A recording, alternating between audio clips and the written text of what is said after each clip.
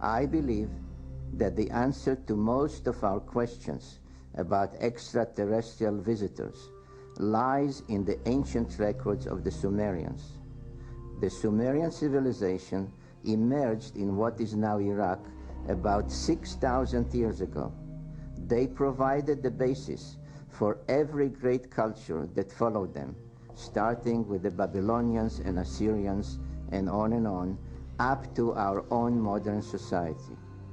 Every aspect of civilization that we consider essential had its first in Sumer. Writing and mathematics, the wheel, the kiln, brickmaking, high-rise buildings, kingship, codes of law, astronomy, and much, much more.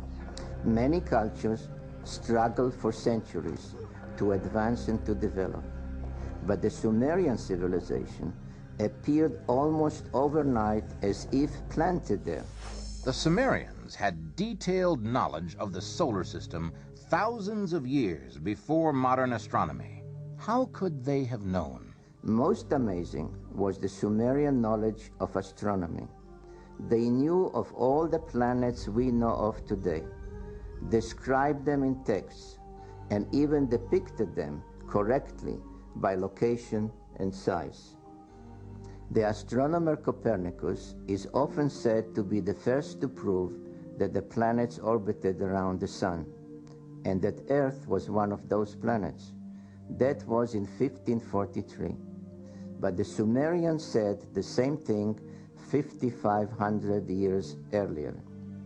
Even more amazing, they described Uranus and Neptune as blue-green twins.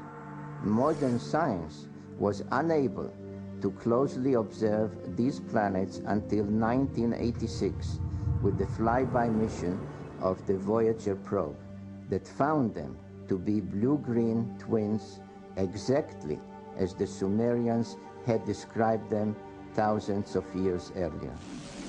Was this a fortunate choice of words for an imaginative Sumerian writer?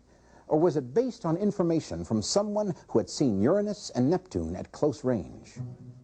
And does this mean we found the first UFO 6,000 years in the past? The Sumerian texts, such as this one, explicitly state that all their advanced knowledge came from those whom they called Anunnaki, literally meaning those who from heaven to earth came. But where did these visitors come from? Did the Sumerians leave any clues to the origin of the Anunnaki? Ancient Sumerian writings describe a planet orbiting the sun on an oblique to the others, and of such a long orbit that it only makes one complete circuit every 3,600 of our years. They call this world Nibiru, and it was from that world that the Anunnaki came. If this theory is correct, it suggests how an inhabited planet, called Planet X by astronomers, could have once been close enough to Earth for the Anunnaki to reach us with some kind of short-range vehicles. Does this explain how alien explorers might have come to Earth in spaceships not too different from those we have today? And if there is a planet such as the Sumerian texts describe, has it not passed by Earth time and time again?